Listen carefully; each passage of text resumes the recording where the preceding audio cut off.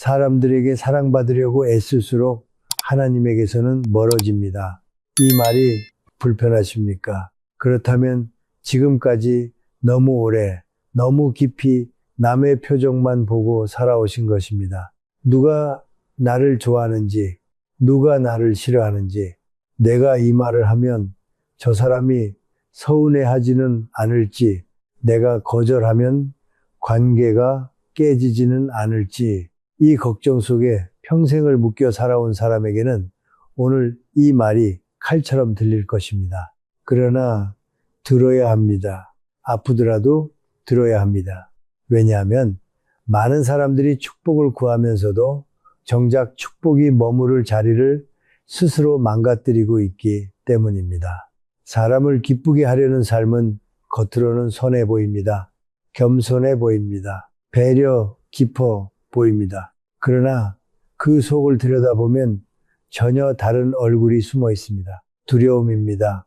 버림받을까 두려운 마음입니다. 미움받을까 불안한 마음입니다. 혼자 남을까 무서운 마음입니다. 이 두려움이 친절의 옷을 입고 있는 것입니다. 그러니 분명히 아십시오. 모든 친절이 선한 것은 아닙니다. 모든 양보가 거룩한 것도 아닙니다. 모든 희생이 복이 되는 것도 아닙니다. 어떤 사람은 늘 웃습니다. 늘 맞춰줍니다.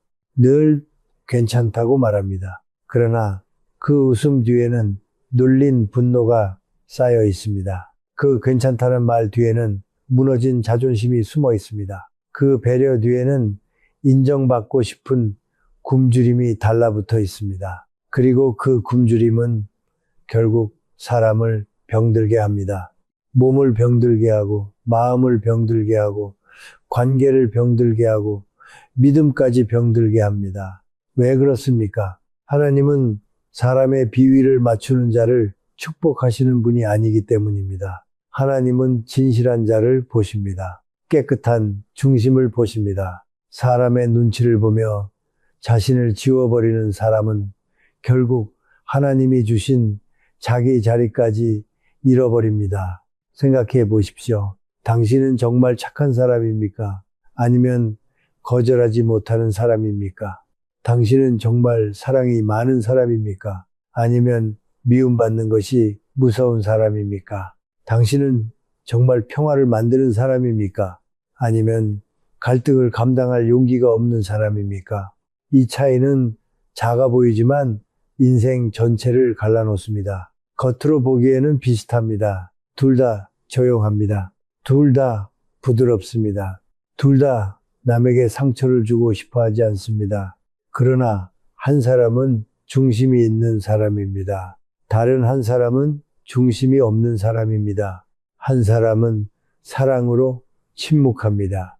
다른 한 사람은 두려움 때문에 침묵합니다. 한 사람은 자유롭게 양보합니다. 다른 한 사람은 버림받지 않으려고 양보합니다. 겉은 같아 보여도 하늘은 그 중심을 다르게 보십니다. 많은 사람들이 이렇게 말합니다. 좋은 사람이 되면 좋은 사람들이 곁에 온다고. 맞는 말 같지만 절반만 맞는 말입니다. 좋은 사람이 아니라 분명한 사람이 되어야 합니다. 좋은 사람이 아니라 중심이 있는 사람이 되어야 합니다. 좋은 사람이 아니라 자신을 함부로 팔지 않는 사람이 되어야 합니다. 왜냐하면 세상은 언제나 착한 사람을 존중하지 않기 때문입니다. 세상은 경계가 없는 사람을 먼저 알아봅니다. 늘 양보하는 사람을 알아봅니다. 늘 참는 사람을 알아봅니다. 늘 웃으며 넘어가는 사람을 알아봅니다. 그리고 그런 사람에게 더 많은 짐을 얹습니다. 더 많은 요구를 합니다. 더 많은 희생을 기대합니다. 결국 그 사람은 좋은 사람이 아니라 이용하기 쉬운 사람으로 소비됩니다. 참으로 슬픈 일입니다. 본인은 사랑받고 싶어서 시작했는데 끝내 존중받지 못합니다. 본인은 관계를 지키고 싶어서 참았는데 끝내 자기 자신을 잃어버립니다. 본인은 평화를 원했는데 마음속에는 전쟁이 멈추지 않습니다. 이것이 바로 많은 중년의 삶에 스며든 조용한 비극입니다. 젊을 때는 참고 살면 언젠가 알아줄 것이라 믿었습니다. 가정에서 참았습니다. 직장에서 참았습니다. 형제 사이에서도 참았습니다. 친구 관계에서도 참았습니다. 교회에서도 참았습니다. 그러나 세월이 흐른 뒤 남은 것은 무엇입니까? 고마움입니까? 존중입니까? 평안입니까? 아닙니다. 억울함입니다. 허무함입니다. 내가 왜 이렇게까지 살아왔는지 모르는 깊은 피로입니다. 그래서 오늘 이 제목은 단순한 처세술이 아닙니다. 이것은 인간관계 기술이 아닙니다. 이것은 말 한마디로 사람을 끌어모으는 속임수도 아닙니다. 이것은 훨씬 더 깊은 문제입니다. 당신의 중심을 되찾는 문제입니다. 당신의 믿음을 바로 세우는 문제입니다. 당신의 영혼에서 누구를 가장 두려워하는지를 드러내는 문제입니다. 사람을 기쁘게 하려는 삶은 결국 우상이 됩니다. 겉으로는 사람을 섬기는 것처럼 보이지만 실은 사람의 반응을 숭배하는 것입니다. 저 사람이 웃어야 안심합니다. 저 사람이 만족해야 마음이 놓입니다. 저 사람이 나를 좋아해야 내가 괜찮은 사람인 것처럼 느껴집니다. 이것은 이미 중심이 하나님에게 있지 않다는 뜻입니다. 중심이 타인의 입술에 달려 있다는 뜻입니다. 타인의 표정이 당신의 운명을 결정하게 내버려 두고 있다는 뜻입니다. 그러니 축복이 오래 머물 수 없습니다. 하나님이 주시는 평안은 사람의 칭찬 위에 세워지지 않기 때문입니다. 하나님이 주시는 존귀함은 사람의 인정 위에 매달리지 않기 때문입니다. 하나님이 주시는 관계는 비굴함으로 유지되지 않기 때문입니다. 오히려 놀라운 것은 이것입니다. 사람을 기쁘게 하려고 애쓸수록 좋은 사람은 멀어집니다. 왜냐하면 진짜 좋은 사람은 비위를 맞추는 사람을 좋아하지 않기 때문입니다. 진짜 좋은 사람은 중심이 선 사람을 알아봅니다. 억지 웃음을 알아봅니다. 영혼 없는 맞장구를 알아봅니다. 자기 생각 없이 맞춰주는 태도에서 불편함을 느낍니다. 그래서 남을 기쁘게 하려고 안간힘을 쓰는 사람 곁에는 대개 받기만 하는 사람이 남습니다. 계속 요구하는 사람이 남습니다. 고마움을 잇는 사람이 남습니다. 당신의 희생을 당연하게 여기는 사람이 남습니다. 반대로 이상한 일이 일어납니다. 당신이 더 이상 모두를 만족시키려 하지 않을 때, 당신이 무조건 좋은 사람이 되려 하지 않을 때, 당신이 조용하지만 분명하게 자기 중심을 세우기 시작할 때, 그때 비로소 사람들은 당신을 새롭게 보기 시작합니다. 가벼이 보던 사람이 조심하기 시작합니다. 함부로 대하던 사람이 태도를 바꾸기 시작합니다. 떠나야 할 사람은 떠나고 머물 사람은 남고 좋은 사람은 오히려 안심하고 가까이 옵니다. 왜입니까? 빛은 중심이 있는 곳에 머무르기 때문입니다. 평안은 경계가 있는 곳에 머무르기 때문입니다. 축복은 자신을 함부로 내어주지 않는 사람 위에 오래 머무르기 때문입니다. 이제 중요한 질문이 남습니다. 그렇다면 무엇을 말해야 합니까? 도대체 어떤 말이기에 사람을 쫓아가던 삶을 끝내고 좋은 사람들이 줄을 서게 만든다는 것입니까? 정답은 화려한 말이 아닙니다. 기술적인 말도 아닙니다. 상대를 제압하는 말도 아닙니다. 오히려 너무 단순해서 많은 사람이 놓치고 지나간 말입니다. 너무 단순해서 강해 보이지도 않는 말입니다. 그러나 그 짧은 말 한마디 안에 자존심도 들어있고 믿음도 들어있고 경계도 들어있고 운명도 들어있습니다. 대부분의 사람은 그 말을 하지 못합니다. 말을 몰라서가 아닙니다. 용기가 없어서입니다. 입이 막혀서가 아닙니다.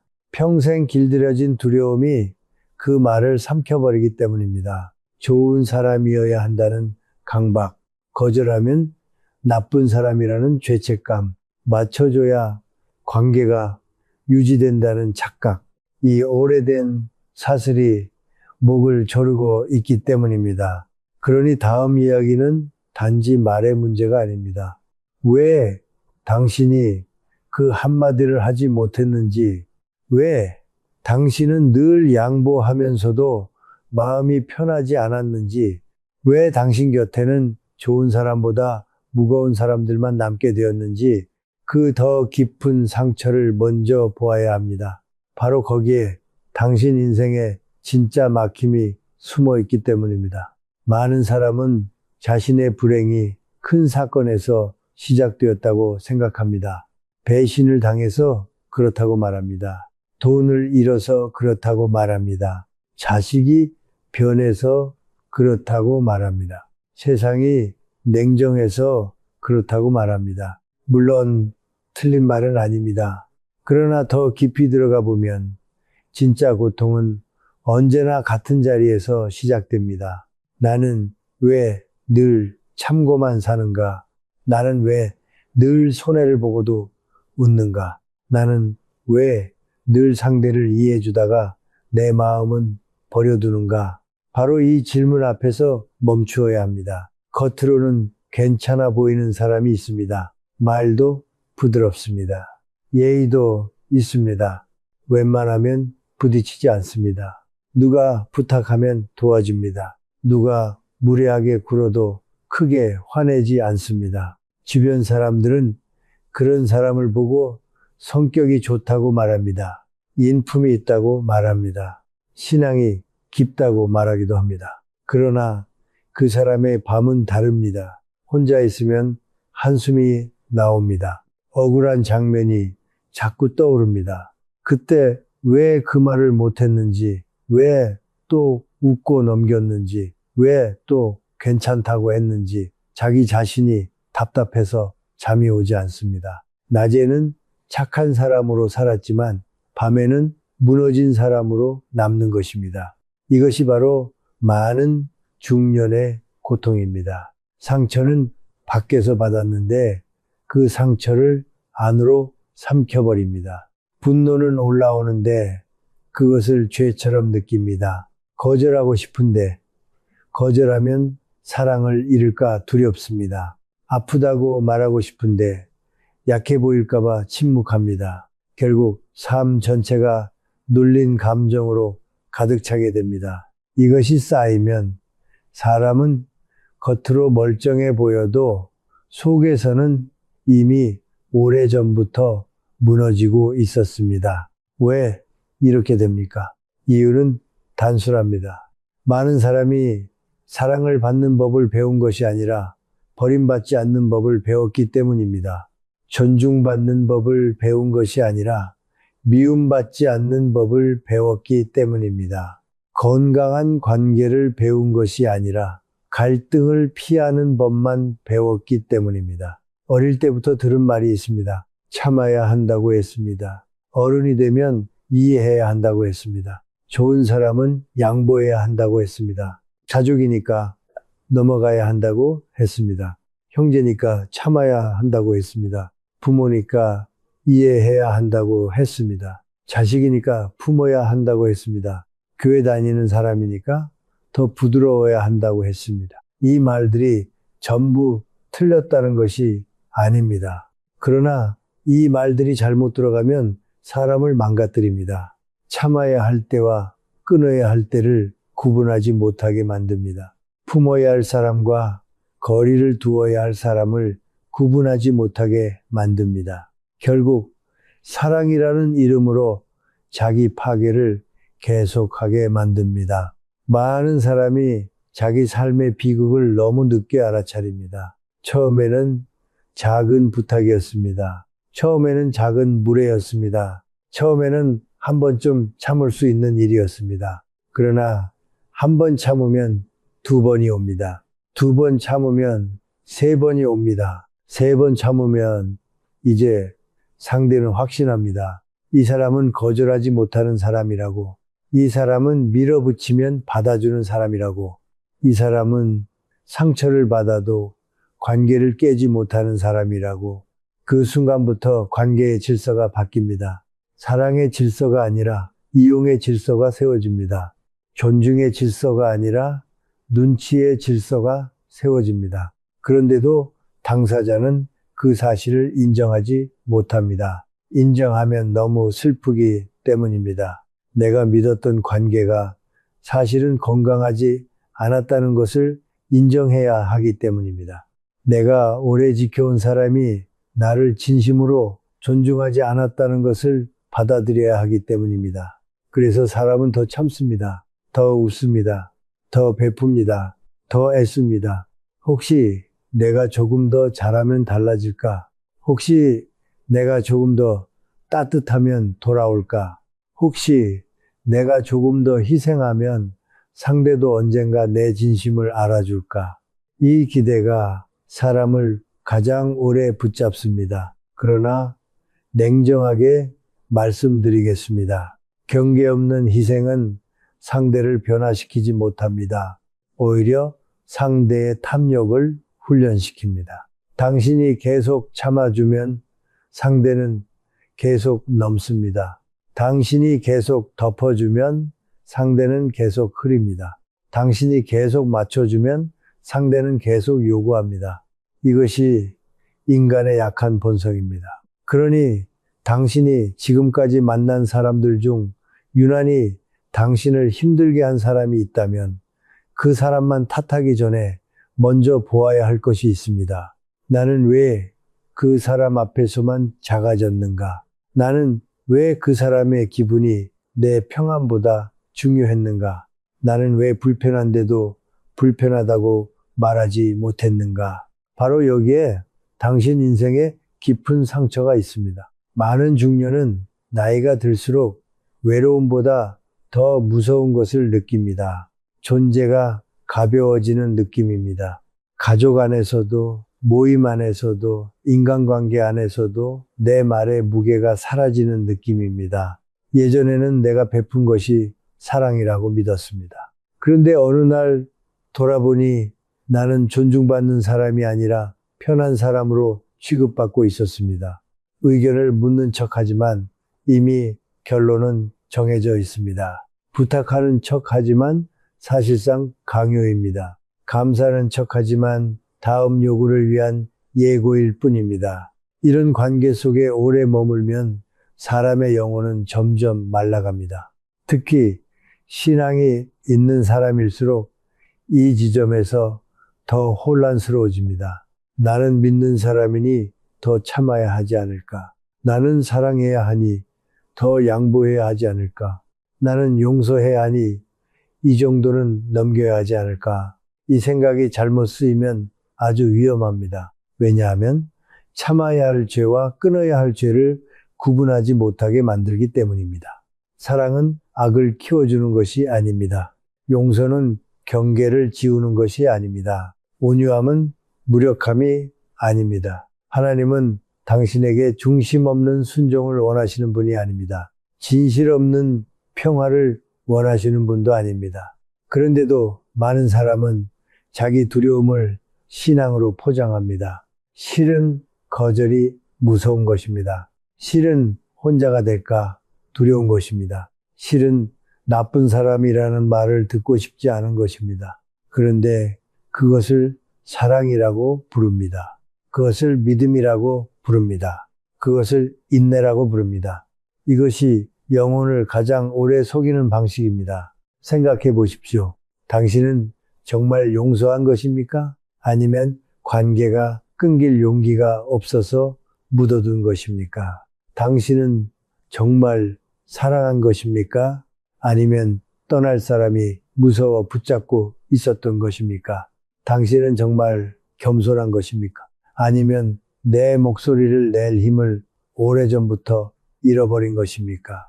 이 질문은 아프지만 반드시 해야 합니다. 진단이 정확해야 회복도 정확하기 때문입니다. 아픔의 이름을 알아야 치료도 시작되기 때문입니다. 당신이 지금까지 답답했던 이유는 세상이 나빠서만이 아닙니다.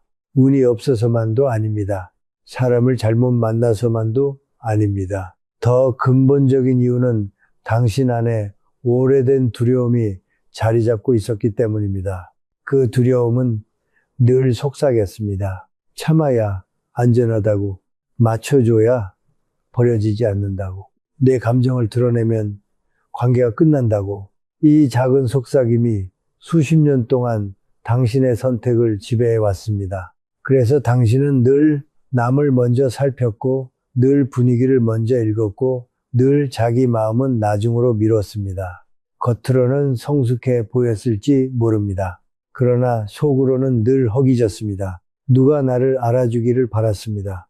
누가 내 마음을 먼저 읽어주기를 바랐습니다. 누가 내 침묵 속의 고통을 발견해 주기를 바랐습니다. 하지만 세상은 그렇게 친절하지 않습니다. 말하지 않으면 모릅니다.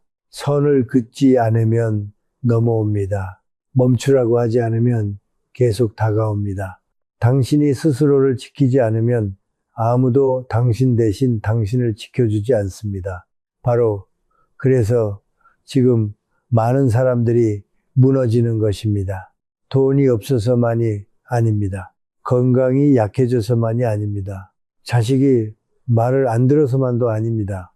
내가 나를 버리고 산 세월이 너무 길었기 때문입니다. 내 감정을 무시한 세월, 내 양심의 경고를 눌러버린 세월, 불편한데도 괜찮다고 말한 세월, 아닌데도 맞다고 웃은 세월, 그 긴 세월이 쌓여 지금의 피로가 된 것입니다. 지금의 공허가 된 것입니다. 지금의 외로움이 된 것입니다. 그러니 먼저 인정해야 합니다. 나는 지쳐 있습니다. 나는 억울합니다. 나는 사랑받고 싶어서 많이 맞춰주었습니다. 나는 좋은 사람이 되고 싶어서 많이 참았습니다. 그러나 그 결과가 평안이 아니었다는 것도 인정해야 합니다. 그 결과가 축복이 아니었다는 것도 인정해야 합니다. 이 인정이 회복의 시작입니다. 이 인정이 영혼의 문을 여는 첫 번째 열쇠입니다. 사람은 자기 고통의 정체를 알아야 바뀝니다.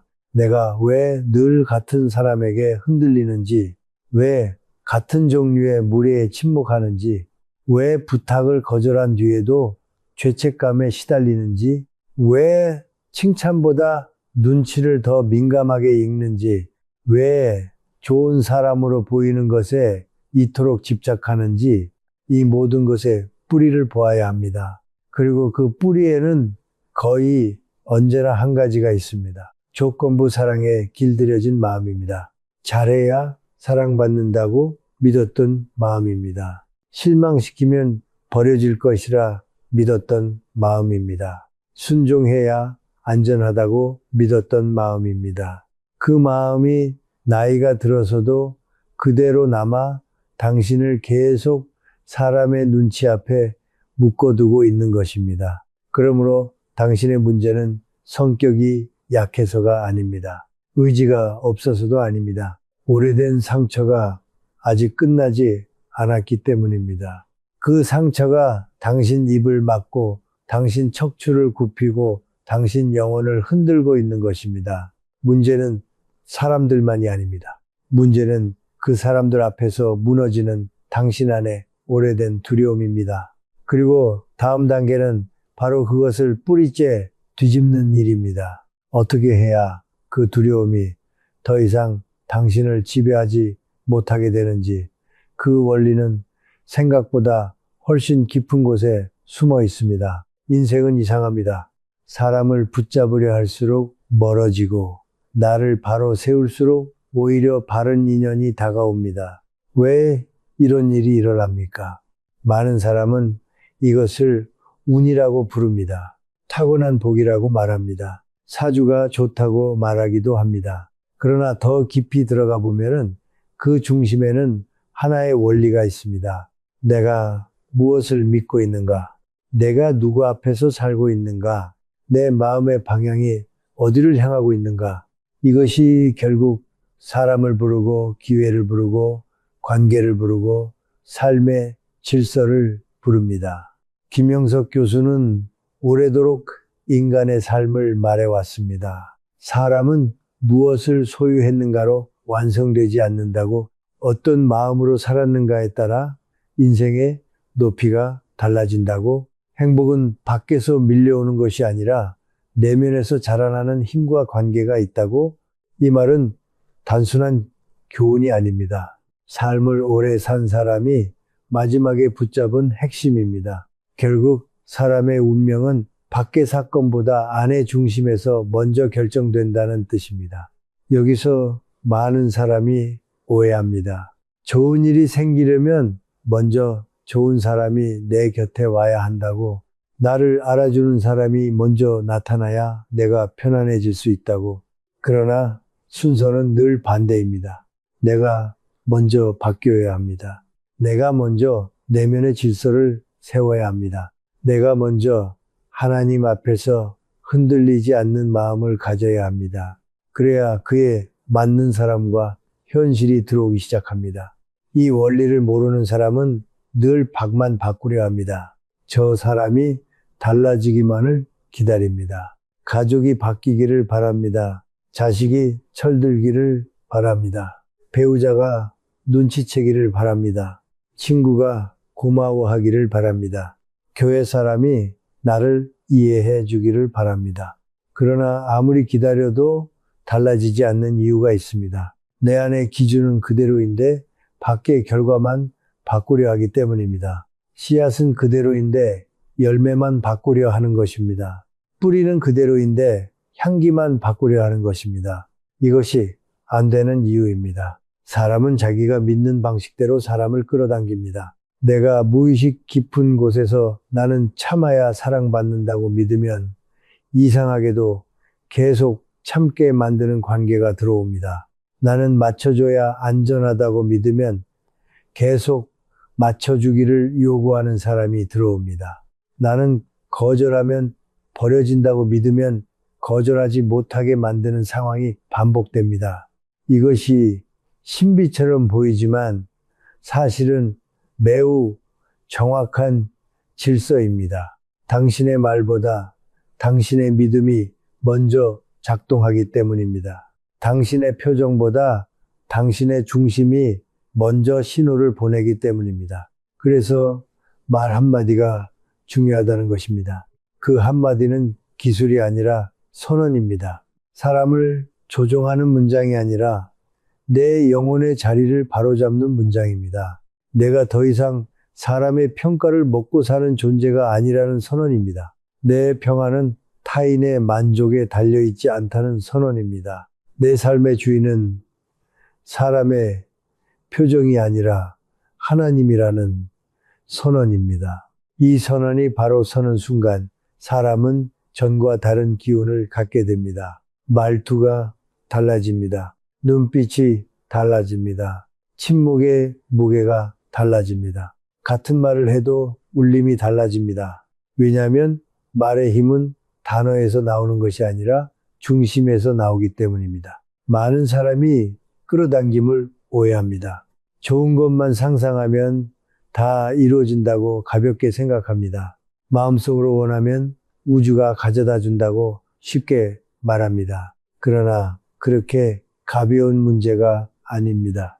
사람이 끌어당기는 것은 입으로 반복한 소망이 아니라 깊이 믿고 있는 자기 정체성입니다. 나는 어떤 존재인가? 나는 어떤 대우를 받을 만한 사람인가? 나는 무엇을 허락하고 무엇을 허락하지 않을 사람인가? 이 정체성이 현실을 부릅니다. 이를테면 이런 것입니다. 겉으로는 나는 좋은 사람을 만나고 싶다고 말합니다. 그러나 속으로는 나는 함부로 대해도 떠나지 못하는 사람이라고 믿고 있습니다. 그러면 현실은 어느 쪽을 따라가겠습니까? 입의 소원입니까? 마음 깊은 곳에 자기 정의입니까? 당연히 후자입니다. 현실은 늘 더 깊은 쪽을 따라갑니다. 그래서 사람은 소망보다 정체성을 바꾸어야 합니다. 기도보다 먼저 마음의 자리부터 바르게 세워야 합니다. 청원보다 먼저 기준을 회복해야 합니다. 김영석 교수의 사유를 따라가 보면 인간은 사랑 안에서 완성되지만 그 사랑은 결코 자기 부정 위에 세워지지 않습니다. 자기를 잃고 남을 맞추는 것은 사랑이 아닙니다. 영혼을 비워 타인의 욕구로 채우는 것은 희생이 아닙니다. 참된 사랑은 진실을 잃지 않습니다. 참된 인격은 중심을 잃지 않습니다. 참된 신앙은 사람의 눈치를 신의 뜻으로 착각하지 않습니다. 이것이 아주 중요합니다. 하나님은 당신을 아무 경계 없는 사람으로 만들지 않으셨습니다. 하나님은 당신을 누구의 기분이나 맞추며 사는 존재로 빚지 않으셨습니다. 당신에게 양심을 주셨습니다. 판단을 주셨습니다. 불편함을 느끼는 감각을 주셨습니다. 그것은 죄가 아닙니다. 그것은 경고입니다. 그것은 당신의 영혼이 보내는 신호입니다. 이건 아니다. 여기까지다. 이것은 사랑이 아니라 침범이다. 이것은 친밀함이 아니라 무례다. 이 신호를 무시하면서 어떻게 축복을 지킬 수 있겠습니까? 축복은 아무데나 머물지 않습니다. 정리된 마음에 머뭅니다. 정직한 사람 위에 머뭅니다. 자기 영혼을 가볍게 다루지 않는 사람 위에 머뭅니다. 늘 불안해서 사람을 붙잡는 사람에게는 평안이 오래 머물지 못합니다. 늘 인정에 굶주린 사람에게는 관계가 자꾸 비뚤어집니다. 늘 버림받을까 두려운 사람에게는 무례한 사람과 탐욕스러운 사람이 꼬이기 쉽습니다. 왜냐하면 그 불안이 삶 전체의 문을 열어놓기 때문입니다. 반대로 어떤 사람은 조용한데도 귀하게 보입니다. 말이 많지 않은데도 함부로 대할 수 없습니다. 굳이 화내지 않아도 선이 느껴집니다. 왜 그렇습니까? 그 사람 안에 자기 삶을 보는 기준이 분명하기 때문입니다. 하나님 앞에서 스스로를 가볍게 여기지 않기 때문입니다. 누군가 나를 좋아하느냐보다 내가 진실한가를 더 중요하게 여기기 때문입니다. 이런 사람은 억지로 좋은 사람을 모으려 하지 않아도 됩니다. 이미 자기 안에 질서가 바른 사람은 그 질서에 맞는 사람을 부르게 되어 있습니다. 그러니 오늘 바뀌어야 할 것은 인간관계 기술이 아닙니다. 말재주가 아닙니다. 처세의 기술도 아닙니다. 더 근본적인 것입니다. 내가 나를 누구로 보고 있는가입니다. 나는 불편해도 참아야 하는 사람입니까? 나는 늘 이해해줘야만 가치 있는 사람입니까? 나는 상대가 만족해야 안심할 수 있는 사람입니까? 아니면 하나님이 주신 존귀함을 가진 사람입니까? 진실과 평안을 해치면서까지 누구에게도 나를 팔지 않는 사람입니까?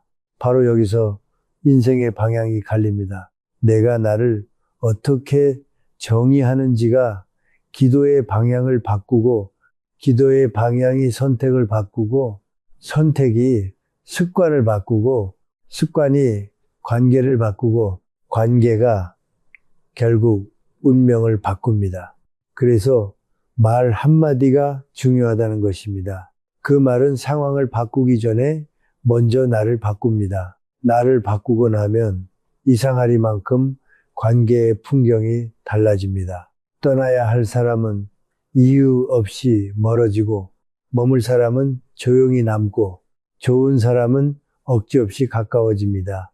이제 당신은 알아야 합니다. 문제는 사람을 끌어들이는 비밀 문장이 아닙니다. 그 말 안에 어떤 믿음이 담겨 있어야 하는가입니다. 그 말이 어떤 마음에서 나와야 하는가입니다. 그리고 바로 다음 단계에서 그 한마디를 어떻게 삶 속에서 실제로 사용해야 하는지가 드러나게 됩니다. 거기서부터 당신의 현실은 정말로 달라지기 시작합니다. 이제는 알아야 합니다. 삶은 마음먹는다고 바뀌지 않습니다. 막연히 강해져야지 다짐한다고 달라지지 않습니다. 한번 화를 냈다고 중심이 생기지 않습니다. 중요한 것은 반복입니다. 중요한 것은 훈련입니다. 중요한 것은 내 안에 새 질서를 세우는 일입니다. 오늘부터 당신이 해야 할 일은 거창하지 않습니다. 아주 작지만 아주 강한 실천입니다. 매일 반복하면 인생의 결이 바뀌는 실천입니다. 가장 먼저 해야 할 것은 자기 안에서 허락을 거두는 일입니다. 사람들은 늘 밖에서 나를 침범한다고 생각합니다. 물론 맞습니다. 무례한 사람은 늘 있습니다. 선을 넘는 사람도 있습니다. 당연한 듯 요구하는 사람도 있습니다. 그러나 더 정확히 말하면 그 침범은 내 안의 허락과 만나야 힘을 갖습니다. 나는 늘 참아야 한다. 나는 불편해도 좋은 얼굴을 해야 한다. 나는 거절하면 죄책감을 느껴야 한다. 이 오래된 허락이 상대의 무례와 손을 잡을 때 내 삶은 계속 흔들립니다. 그러니 실천의 첫 단계는 분명합니다. 내가 더 이상 내 영혼을 함부로 내어주지 않겠다고 스스로에게 허락하는 것입니다. 아침에 눈을 뜨면 가장 먼저 조용히 말하십시오. 나는 오늘 누구의 기분을 지키기 위해 나를 버리지 않겠습니다. 나는 오늘 평화를 위해 진실을 숨기지 않겠습니다. 나는 오늘 사랑받기 위해 나를 낮게 팔지 않겠습니다.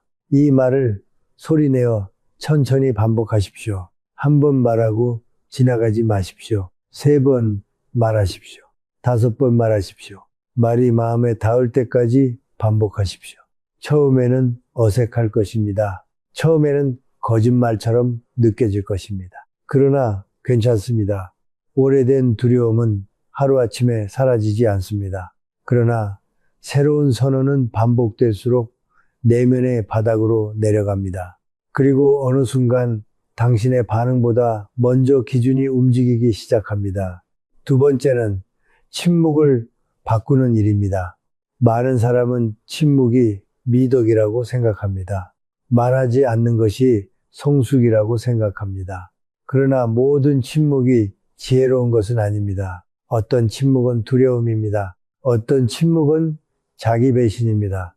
어떤 침묵은 상대의 무례를 키워주는 비겁한 동의입니다. 그러니 침묵을 사용할 때도 기준이 있어야 합니다. 내 침묵이 평안에서 나오는가 아니면 겁에서 나오는가, 내 침묵이 관계를 살리는가 아니면 내 존엄을 무너뜨리는가, 이 질문을 먼저 하십시오.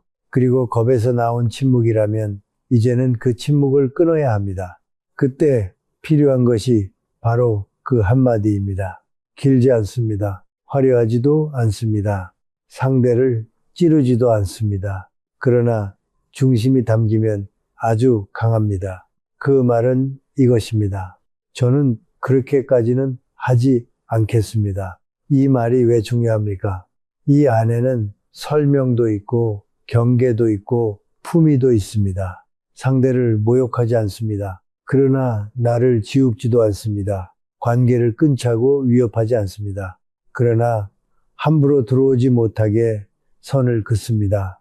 저는 그렇게까지는 하지 않겠습니다. 이 짧은 말은 당신의 영혼을 다시 당신 자리로 데려오는 문장입니다. 누가 무리한 부탁을 할 때도 그렇습니다. 누가 당연하다는 듯 희생을 요구할 때도 그렇습니다. 누가 죄책감을 건드리며 당신을 움직이려 할 때도 그렇습니다. 흥분해서 길게 설명하지 마십시오. 억울해서 변명처럼 말하지 마십시오. 비웃듯 거절하지도 마십시오. 그저 차분하게 말하십시오. 저는 그렇게까지는 하지 않겠습니다. 그리고 멈추십시오. 더 말하고 싶어도 멈추십시오. 상대가 불편해해도 멈추십시오. 당신이 흔들려도 멈추십시오.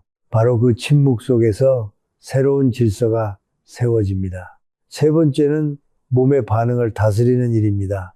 사람은 무례한 상황 앞에서 생각보다 먼저 몸이 흔들립니다. 심장이 빨라집니다. 손에 힘이 들어갑니다. 얼굴이 굳습니다. 목이 마릅니다. 이때 대부분은 몸의 불안을 해소하려고 다시 상대를 맞춰줍니다. 빨리 상황을 끝내고 싶어서 웃어버립니다. 괜찮다고 말해버립니다. 알겠다고 넘겨버립니다. 그러나 이제는 달라져야 합니다. 불편함이 올라오면 즉시 반응하지 마십시오. 숨을 천천히 들이마시고 길게 내쉬십시오. 둘을 세고 들이마시고 넷을 세며 내쉬십시오. 이것을 3번 반복하십시오.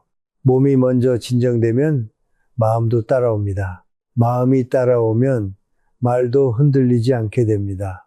결국 중심은 감정이 아니라 호흡에서부터 지켜집니다. 4번째는 상상 훈련입니다. 많은 사람은 실제 상황이 닥치면 얼어붙습니다. 왜냐하면 평소에 한 번도 자신이 중심을 지키는 장면을 떠올려 본 적이 없기 때문입니다. 그러니 매일 조용한 시간에 눈을 감고 떠올리십시오. 누군가 당신에게 무리한 요구를 합니다. 예전 같으면 바로 웃으며 받아들였을 상황입니다. 그러나 이번에는 다릅니다. 당신은 조용히 앉아 있습니다. 표정은 단단합니다. 목소리는 낮고 안정되어 있습니다. 그리고 천천히 말합니다. 저는 그렇게까지는 하지 않겠습니다. 상대가 놀랍니다. 조금 불편한 표정을 짓습니다. 그러나 당신은 흔들리지 않습니다. 변명하지 않습니다. 자책하지 않습니다. 자기 말을 취소하지 않습니다. 이 장면을 반복해서 떠올리십시오. 처음에는 상상이지만 반복되면 몸이 익힙니다. 몸이 익히면 실제 상황에서 덜 흔들립니다. 5번째는 죄책감을 분리하는 일입니다. 많은 사람이 거절한 뒤 가장 힘들어하는 것은 상대의 반응이 아닙니다. 자기 안에서 올라오는 죄책감입니다. 내가 너무 차갑지 않았나? 내가 너무 이기적인가? 좋은 사람이 아니게 된 것 같은데. 이 생각이 올라옵니다. 그러나 기억하십시오. 죄책감이 항상 죄의 증거는 아닙니다. 오래 참아온 사람이 처음 경계를 세울 때는 건강한 행동조차 죄처럼 느껴질 수 있습니다. 이것은 잘못이 아니라 금단 현상에 가깝습니다. 늘 남에게 맞춰 살아온 습관이 끊길 때 생기는 흔들림입니다. 그러니 거절 후 불편함이 올라와도 이렇게 말하십시오. 나는 잘못한 것이 아닙니다. 나는 나를 지킨 것입니다. 나는 무례하지 않았습니다. 나는 분명했을 뿐입니다. 이 문장을 반복하십시오. 죄책감과 진짜 죄를 구분하지 못하면 사람은 다시 옛 삶으로 돌아갑니다. 그리고 6번째는 말보다 기준을 준비하는 일입니다. 무슨 말을 할지보다 더 중요한 것이 있습니다. 어디까지는 괜찮고 어디부터는 안 되는지를 미리 정해두는 것입니다. 돈 문제는 어디까지 도울 것인가? 시간 문제는 어디까지 내어줄 것인가? 가족의 간섭은 어디까지 들을 것인가? 자녀의 요구는 어디까지 받아줄 것인가? 친구의 무례는 어디까지 넘길 것인가? 이 기준이 없으면 사람은 매번 상황 따라 흔들립니다. 그날 기분 따라 무너집니다. 상대의 표정 따라 마음이 바뀝니다. 그러니 조용히 적어보십시오. 나는 무엇까지 허락할 것인가? 나는 무엇부터는 멈출 것인가? 이 목록은 당신의 차가운 선언문이 아니라 당신 삶을 지키는 울타리입니다. 7번째는 매일 저녁 자기 점검입니다. 오늘 나는 누구 앞에서 작아졌는가? 오늘 나는 어디에서 내 마음을 무시했는가? 오늘 나는 무엇을 참았는가? 그 참음은 사랑이었는가? 두려움이었는가? 그리고 묻으십시오. 다시 같은 상황이 오면 나는 어떻게 말할 것인가? 이 점검은 자책이 아닙니다. 훈련입니다. 운동하듯 반복해야 합니다. 그래야 예전의 반응이 조금씩 느슨해지고 새로운 반응이 자리를 잡습니다. 여기서 중요한 사실이 하나 있습니다. 이 모든 실천은 사람을 이기기 위한 기술이 아닙니다. 상대를 제압하기 위한 무기가 아닙니다. 나를 다시 회복하는 과정입니다. 사람을 밀어내는 법을 배우는 것이 아닙니다. 좋은 사람을 알아보고 나쁜 질서를 거절하는 법을 배우는 것입니다. 그 결과로 삶이 가벼워집니다. 관계가 정리됩니다. 마음이 편안해집니다. 그리고 놀랍게도 당신이 더 이상 누구에게나 좋은 사람이 되려 하지 않을 때 진짜 좋은 사람들은 오히려 더 안심하고 가까워집니다. 왜냐하면 건강한 사람은 경계가 있는 사람을 신뢰하기 때문입니다. 그러나 여기서 대부분은 한 번 더 흔들립니다. 이렇게 살면 정말 괜찮을까? 사람들이 나를 떠나면 어떡할까? 내가 너무 달라졌다고 비난하면 어떡할까?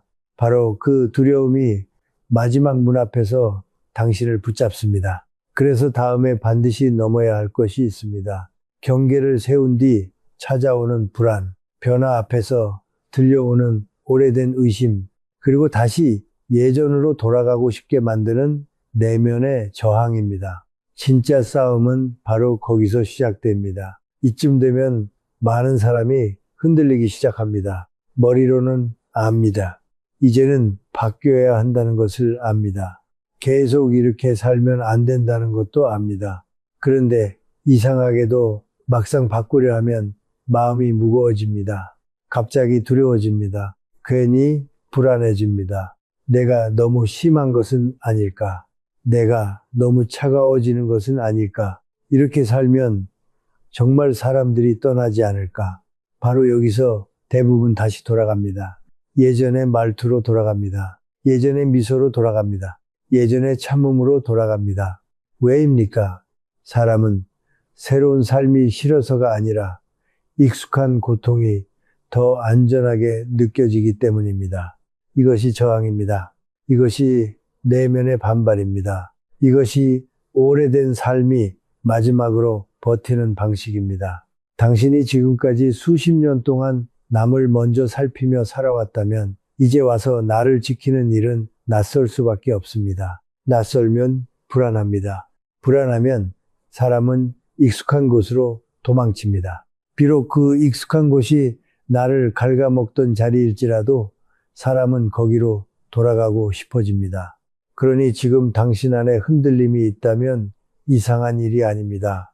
오히려 정상입니다. 잘못된 것이 아닙니다. 회복이 시작되었다는 증거입니다. 기억하십시오. 상처받은 사람은 자유보다 허락을 더 두려워합니다. 왜냐하면 자유에는 책임이 따라오기 때문입니다. 이제는 내가 결정해야 합니다. 이제는 내가 선을 그어야 합니다. 이제는 내가 말해야 합니다. 이제는 내가 내 삶의 주인이 되어야 합니다. 이것이 얼마나 무겁게 느껴지는지 오래 눌려 산 사람은 압니다. 그래서 사람은 차라리 예전처럼 사는 편이 낫다고 스스로를 속입니다. 참으면 편하다고 말합니다. 그냥 넘어가면 조용하다고 말합니다.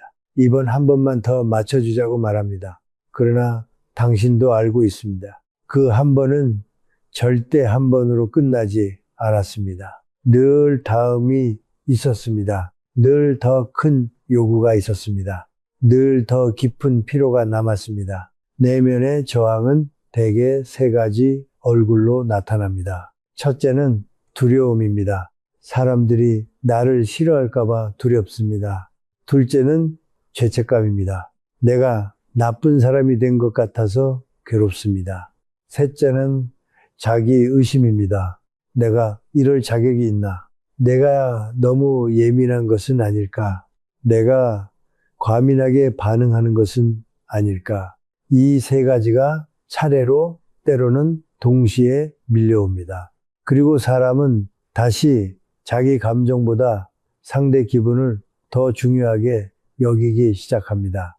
그러나 냉정히 보아야 합니다. 당신이 두려워하는 것은 사람을 잃는 것이 아니라 사람에게 좋은 사람으로 보이던 오래된 가면을 잃는 것입니다. 당신이 괴로운 것은 잘못해서가 아니라 늘 하던 방식이 더 이상 통하지 않기 때문입니다.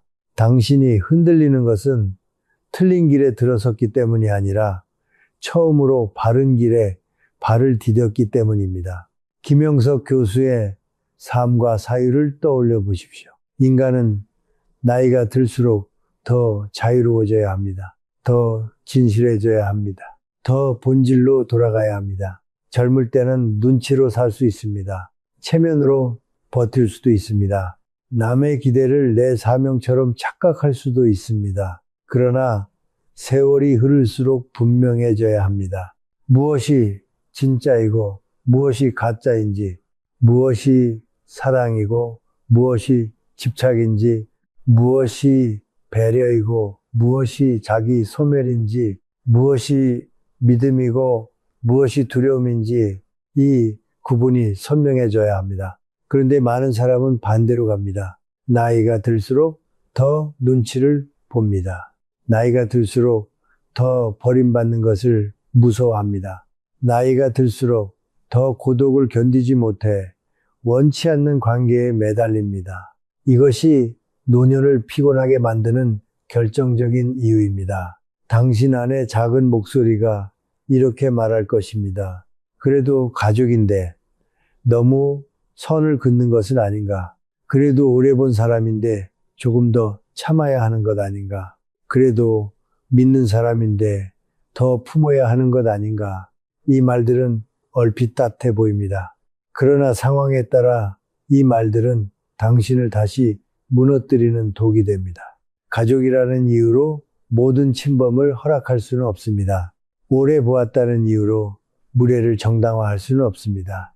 믿는 사람이라는 이유로 자기 존엄을 버릴 수는 없습니다. 하나님은 당신에게 사랑을 가르치셨지 자기 파괴를 명령하지 않으셨습니다. 하나님은 용서를 말씀하셨지 악한 질서를 방치하라고 하지 않으셨습니다.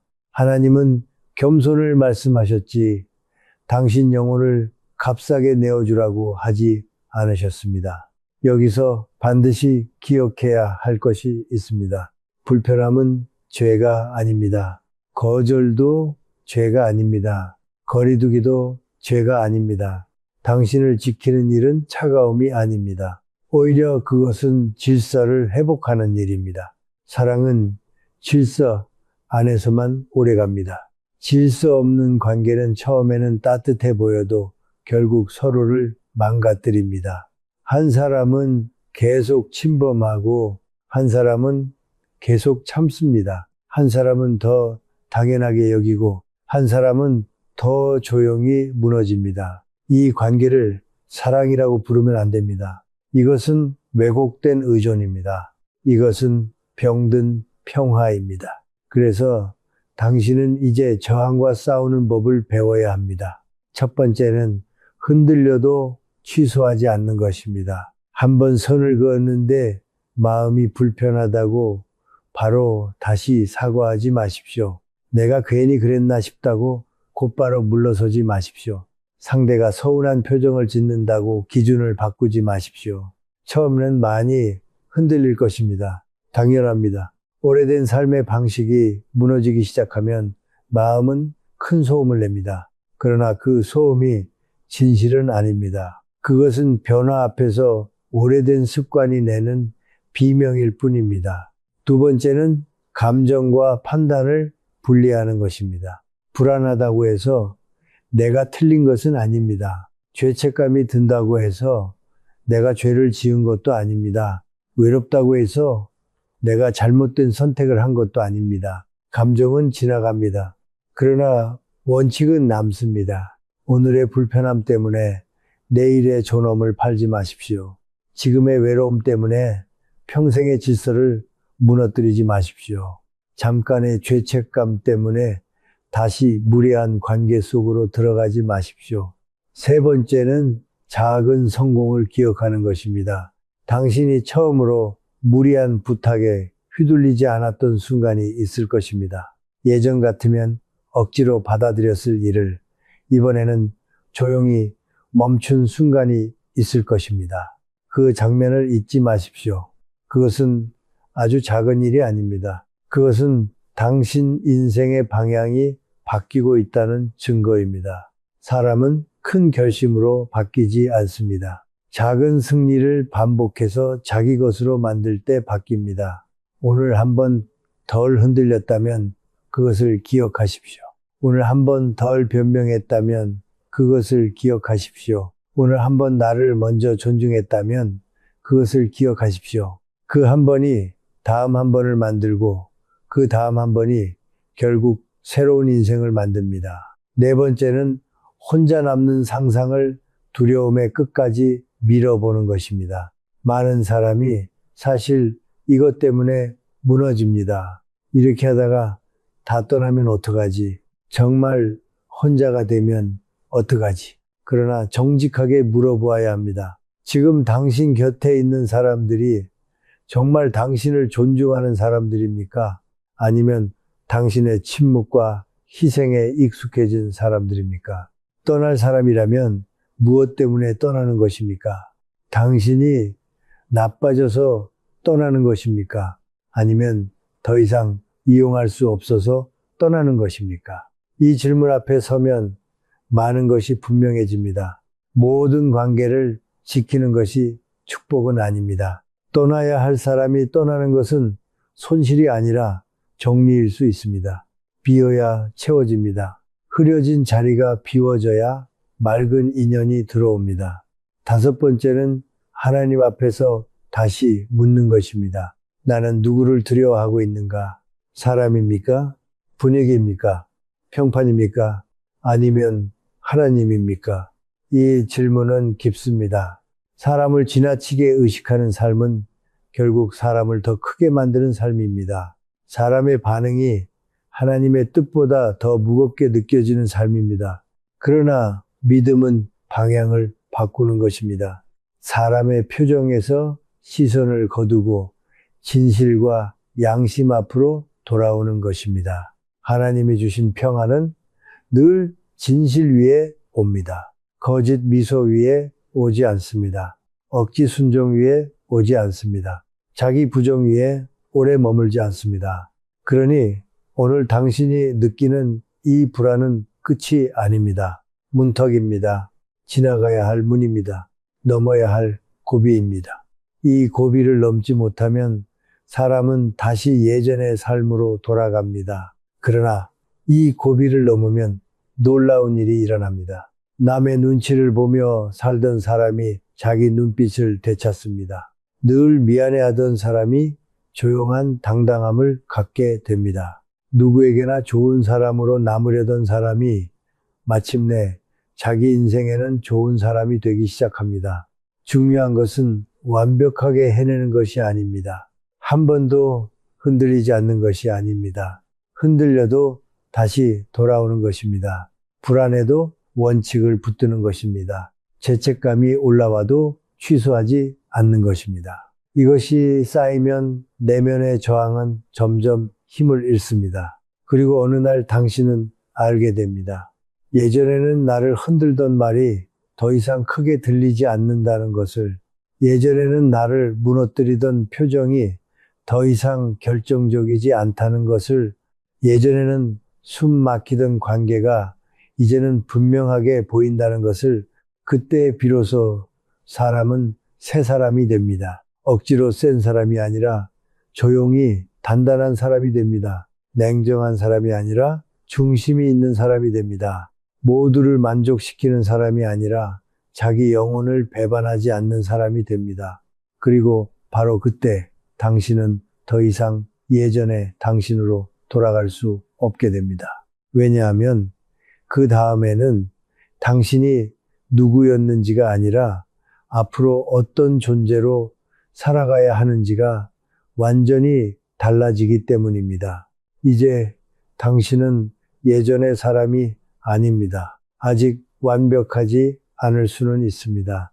가끔 흔들릴 수도 있습니다. 어떤 날은 다시 눈치를 보고 어떤 날은 또 괜찮다는 말을 먼저 해버릴 수도 있습니다. 그러나 중요한 것은 그것이 더 이상 당신의 본 모습이 아니라는 사실입니다. 예전에는 그것이 삶의 방식이었습니다. 예전에는 그것이 성격인 줄 알았습니다. 예전에는 그것이 착함이고 인내이고 믿음이라고 믿었습니다. 하지만 이제는 압니다. 그것은 사랑이 아니었습니다. 그것은 평화도 아니었습니다. 그것은 축복으로 가는 길이 아니라 자기 자신을 잃어버리는 길이었습니다. 그러니 오늘 이 자리에서 당신은 새로운 이름을 받아들여야 합니다. 상처받지 않는 사람이라는 이름이 아닙니다. 아무도 침범하지 못하는 완벽한 사람이라는 이름도 아닙니다. 당신이 받아들여야 할 이름은 이것입니다. 나는 나를 함부로 내어주지 않는 사람입니다. 이 한 문장이 중요합니다. 너무 강한 말 같습니까? 아닙니다. 이것은 차가운 선언이 아닙니다. 이것은 회복된 정체성입니다. 이것은 하나님이 당신 안에 본래 심어두신 존귀함을 다시 인정하는 말입니다.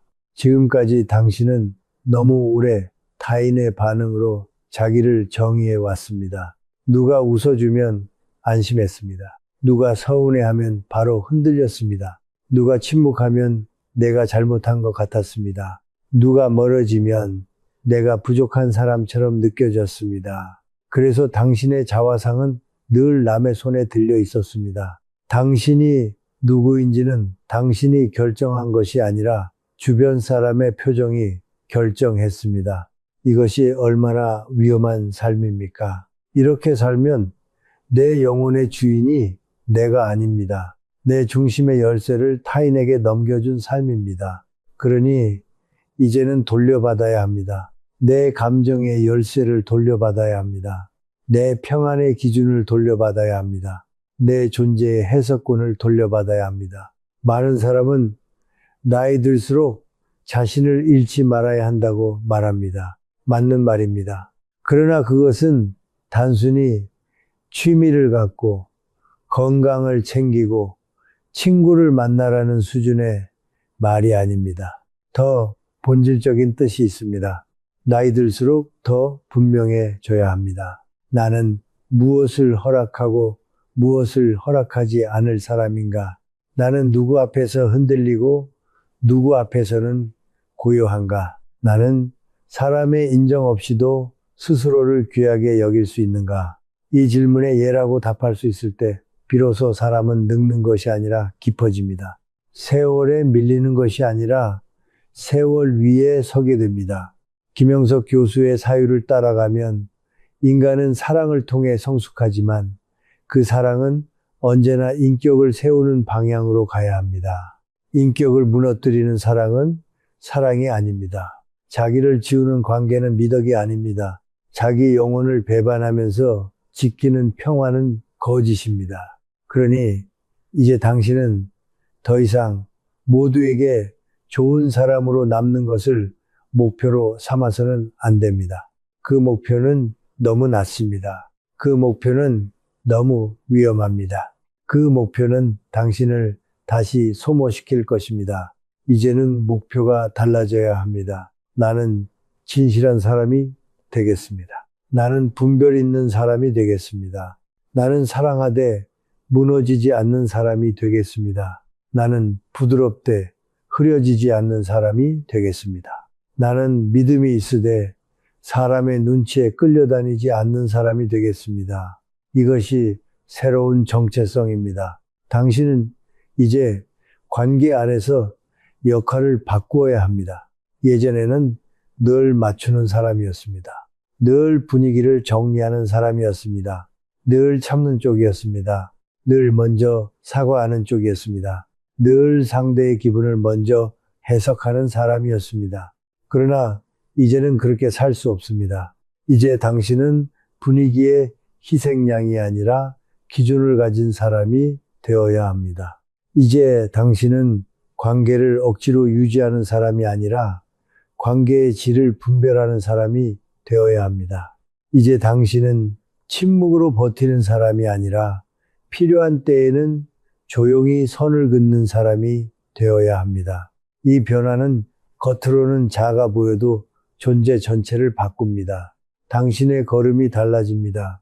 표정이 달라집니다. 눈이 달라집니다. 예전에는 늘 상대를 먼저 살피던 시선이 이제는 자기 안을 먼저 살피게 됩니다. 예전에는 누가 뭐라 할까를 먼저 떠올렸다면 이제는 이것이 진실한가를 먼저 묻게 됩니다. 예전에는 불편하면 내가 참아야 한다고 여겼다면 이제는 이 불편이 무엇을 말해주는지를 듣게 됩니다. 바로 여기서 사람의 품격이 생깁니다. 품격은 말을 고상하게 한다고 생기지 않습니다. 품격은 자기 존엄을 스스로 배반하지 않을 때 생깁니다. 이제 당신은 새로운 기준으로 사람을 보게 될 것입니다. 예전에는 다정한 사람처럼 보이면 좋은 사람인 줄 알았습니다. 예전에는 먼저 연락하는 사람이 정이 있는 사람인 줄 알았습니다. 예전에는 웃으며 부탁하는 사람을 어려운 사람으로 보지 않았습니다. 그러나 이제는 압니다. 진짜 좋은 사람은 당신의 죄책감을 자극하지 않습니다. 진짜 좋은 사람은 당신의 침묵을 이용하지 않습니다. 진짜 좋은 사람은 당신이 선을 그어도 그것을 존중합니다. 진짜 좋은 사람은 당신이 모든 것을 내어주지 않아도 곁에 남습니다. 이 기준이 생기면 인간관계의 풍경이 완전히 달라집니다. 좋은 사람과 편한 사람을 구분하게 됩니다. 따뜻한 사람과 경계 없는 사람을 구분하게 됩니다. 사랑과 집착을 구분하게 됩니다. 배려와 자기 소멸을 구분하게 됩니다. 그리고 더 중요한 변화가 하나 있습니다. 당신은 이제 하나님 앞에 서는 방식이 달라집니다. 예전에는 사람에게 상처받고도 내가 더 참아야 하나를 먼저 물었습니다. 예전에는 관계가 흔들리면 내가 더 낮아져야 하나를 먼저 생각했습니다. 예전에는 누군가 나를 함부로 대해도 내가 사랑이 부족한가를 먼저 의심했습니다. 그러나 이제는 다르게 묻게 될 것입니다. 이 관계가 진실 위에 서 있는가? 이 침묵이 평안을 만드는가? 아니면 거짓을 키우는가? 이 양보가 사랑인가? 아니면 두려움인가? 이 질문은 당신을 더 깊은 믿음으로 데려갑니다. 왜냐하면 믿음은 사람의 비위를 맞추는 능력이 아니라 진실 앞에 서는 용기이기 때문입니다. 당신이 새로워진다는 것은 세상이 당신을 다르게 부르기 시작한다는 뜻이기도 합니다. 어떤 사람은 당신이 변했다고 말할 것입니다. 예전보다 차가워졌다고 말할 수도 있습니다. 까다로워졌다고 말할 수도 있습니다. 멀어졌다고 말할 수도 있습니다. 그러나 그 말에 너무 흔들리지 마십시오. 예전에 당신이 편했던 사람에게 회복된 당신은 낯설 수밖에 없습니다. 예전에 당신을 쉽게 넘나들던 사람에게 선을 가진 당신은 불편할 수밖에 없습니다. 그 불편함은 당신의 잘못이 아닙니다. 질서가 회복될 때 생기는 자연스러운 마찰입니다. 그러니 이제는 알아야 합니다. 모든 사람에게 이해받는 것이 목표가 아닙니다. 모든 사람에게 좋은 평가를 받는 것도 목표가 아닙니다. 내 영혼이 나를 부끄러워하지 않는 것, 하나님 앞에서 내 중심이 흔들리지 않는 것, 그것이 목표입니다. 새로운 정체성은 늘 선택으로 증명됩니다. 나는 귀한 사람이라고 100번 말해도 여전히 아무에게나 나를 내어주면 그 말은 내 삶이 되지 못합니다.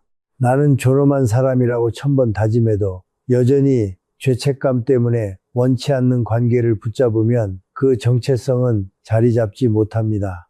그러니 당신은 매일 증명해야 합니다. 말로 증명하고, 침묵으로 증명하고, 거절로 증명하고, 거리두기로 증명하고, 평안으로 증명해야 합니다. 나는 예전의 내가 아닙니다. 나는 더 이상 버림받지 않기 위해 사는 사람이 아닙니다. 나는 더 이상 칭찬받기 위해 나를 포기하는 사람이 아닙니다. 나는 더 이상 모두의 기대를 짊어지고 쓰러지는 사람이 아닙니다. 나는 하나님이 주신 중심으로 사는 사람입니다. 나는 사랑하되 휩쓸리지 않는 사람입니다. 나는 선하되 약하지 않은 사람입니다. 나는 부드럽되 무너지지 않는 사람입니다. 바로 이 자기 선언이 쌓이면 당신의 인생은 안에서부터 빛을 내기 시작합니다. 억지로 강해 보이지 않아도 됩니다. 소리를 높이지 않아도 됩니다. 누구를 누르지 않아도 됩니다. 그저 당신 안에 질서가 생기면 됩니다. 그 질서는 얼굴에 드러납니다. 말의 속도에 드러납니다. 반응의 깊이에 드러납니다. 사람들은 설명을 듣지 않아도 압니다. 이 사람은 예전과 다르구나. 이 사람은 함부로 다룰 수 없구나. 이 사람은 조용하지만 가볍지 않구나. 그때부터 당신의 삶에는 새로운 공기가 흐르기 시작합니다. 그리고 마침내 가장 중요한 순간이 옵니다. 당신이 스스로에게 새로운 이름을 주는 것만으로는 아직 충분하지 않습니다. 그 이름을 세상 앞에서, 삶 앞에서, 하나님 앞에서 봉인해야 합니다. 마음속 결심으로만 남겨두지 말고 입술의 고백으로 굳혀야 합니다. 왜냐하면 사람은 마지막에 자신이 반복해서 선포한 말대로 살아가기 때문입니다. 이제 남은 것은 단 하나입니다. 당신의 새로운 존재를 흔들리지 않게 만들 마지막 고백, 그리고 그 고백을 통해 축복의 문 앞에 스스로 서는 일입니다. 이제 마지막입니다. 여기까지 온 사람은 이미 알고 있을 것입니다. 문제는 세상이 아니었습니다. 문제는 사람들만도 아니었습니다. 문제는 내 안에 오래 자리 잡고 있던 두려움이었습니다. 사랑받지 못할까 두려웠습니다. 버림받을까 두려웠습니다. 나쁜 사람으로 보일까 두려웠습니다. 그래서 참았습니다. 그래서 웃었습니다. 그래서 또 괜찮다고 말했습니다. 그러나 이제는 끝내야 합니다. 이제는 그 오래된 삶을 여기서 끝내야 합니다. 하나님의 축복은 비어있는 사람에게 머물지 않습니다. 자기를 잃어버린 사람에게 오래 머물지 않습니다. 사람의 눈치에 끌려다니는 마음 위에 깊이 머물지 않습니다. 왜냐하면 축복은 단순히 좋은 일이 아닙니다. 축복은 질서입니다. 축복은 중심입니다. 축복은 하나님이 주신 자리를 잃지 않는 상태입니다. 그러므로 축복을 원한다면 먼저 사람의 표정에서 벗어나야 합니다. 사람의 칭찬에서 벗어나야 합니다. 사람의 실망에서 벗어나야 합니다. 사람의 요구에서 벗어나야 합니다. 그 자리에 무엇이 들어와야 합니까? 진실이 들어와야 합니다. 평안이 들어와야 합니다. 자기 존엄이 들어와야 합니다. 하나님 앞에서 흔들리지 않는 마음이 들어와야 합니다. 많은 사람이 축복을 사건으로만 생각합니다. 돈이 들어오면 축복이라고 말합니다. 병이 났으면 축복이라고 말합니다. 관계가 풀리면 축복이라고 말합니다. 물론 그것도 축복일 수 있습니다. 그러나 더 큰 축복은 따로 있습니다. 더 이상 남에게 끌려다니지 않는 마음입니다. 더 이상 모든 사람에게 좋은 사람이 되지 않아도 되는 자유입니다. 더 이상 거절 뒤에 무너져 내리지 않는 담대함입니다. 더 이상 외로움 때문에 원치 않는 관계를 붙잡지 않는 평안입니다. 이 축복이 먼저 와야 다른 축복도 제자리를 찾습니다. 오늘 여기까지 들은 당신은 이제 선택해야 합니다. 예전의 삶으로 돌아갈 것입니까? 다시 남의 표정을 살피며 살 것입니까? 다시 무례를 참고 침범을 덮고 불편함을 눌러가며 살 것입니까? 아니면 오늘부터 새로운 사람이 될 것입니까? 모든 사람을 만족시키는 사람은 아니지만 자기 영혼을 배반하지 않는 사람, 모든 관계를 붙잡는 사람은 아니지만 하나님이 허락하신 관계만 귀하게 지키는 사람, 모든 부탁에 응하는 사람은 아니지만 사랑과 질서를 함께 지키는 사람, 바로 그런 사람이 될 것입니까? 기억하십시오. 당신은 늦지 않았습니다. 지금까지 오래 흔들렸어도 늦지 않았습니다.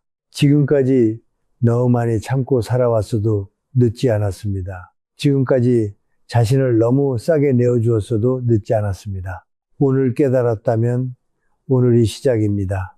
오늘 중심을 세우기로 했다면 오늘이 새 인생의 첫날입니다. 하나님은 무너진 사람을 외면하지 않으십니다. 그러나 무너진 상태를 계속 붙들고 있는 삶까지 축복이라고 부르시지는 않습니다. 일어나야 합니다. 바로 서야 합니다. 돌아가야 합니다. 사람에게로가 아니라 하나님이 주신 본래의 자리로 돌아가야 합니다. 이제 당신의 입술이 중요합니다. 사람은 마음으로만 바뀌지 않습니다. 입술로 선포한 말이 삶의 방향을 굳힙니다. 늘 괜찮다고 말하던 입술이 이제는 진실을 말해야 합니다. 늘 미안하다고 말하던 입술이 이제는 기준을 말해야 합니다. 늘 저를 이해해 주세요 하던 입술이 이제는 저는 그렇게까지는 하지 않겠습니다 라고 말할 수 있어야 합니다. 그 한마디는 차가운 거절이 아닙니다. 그것은 영혼의 귀환입니다. 그것은 무너진 경계의 회복입니다. 그것은 하나님이 내 안에 심어두신 존엄을 다시 세우는 고백입니다. 그리고 이제 마지막으로 당신 안에 새로운 인장을 찍어야 합니다. 그 인장은 남이 찍어주는 것이 아닙니다. 내가 스스로 찍어야 합니다. 내가 내 입술로 고백해야 합니다. 내가 내 마음으로 받아들여야 합니다. 그래서 오늘 이 마지막 자리에서 당신은 이렇게 선포해야 합니다. 나는 더 이상 사람의 눈치를 보며 살지 않겠습니다. 나는 더 이상 모든 사람을 기쁘게 하려다 나를 잃지 않겠습니다. 나는 하나님이 주신 존엄을 지키겠습니다. 나는 사랑하되 무너지지 않겠습니다. 나는 선하되 끌려다니지 않겠습니다.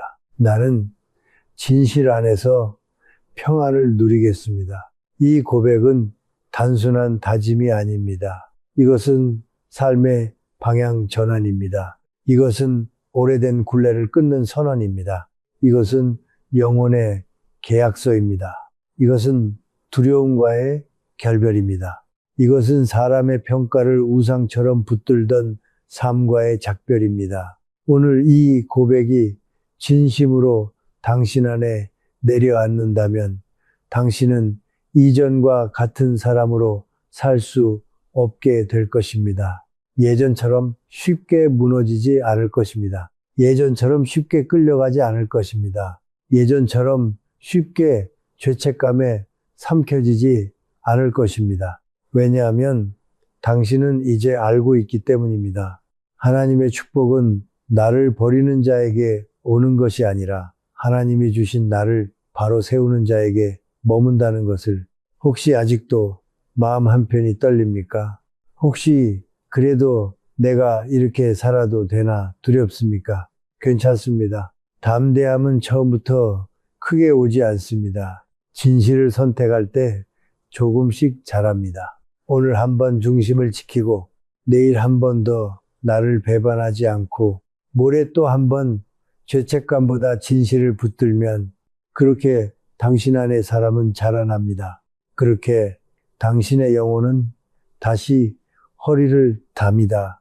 그렇게 당신의 인생은 더 이상 남의 손에 들려있지 않게 됩니다. 그러니 오늘 이 순간을 그냥 흘려보내지 마십시오. 좋은 말로만 듣고 지나가지 마십시오. 감동으로만 끝내지 마십시오. 사람은 결심을 밖으로 꺼낼 때 더 강해집니다.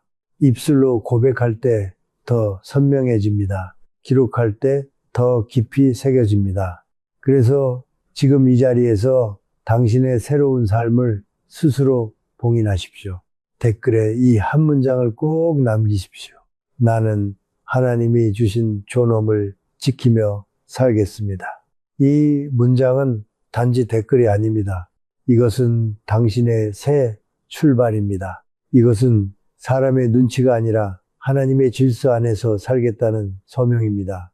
이것은 더 이상 모든 사람에게 좋은 사람이 되기보다 내 영혼에게 정직한 사람이 되겠다는 맹세입니다.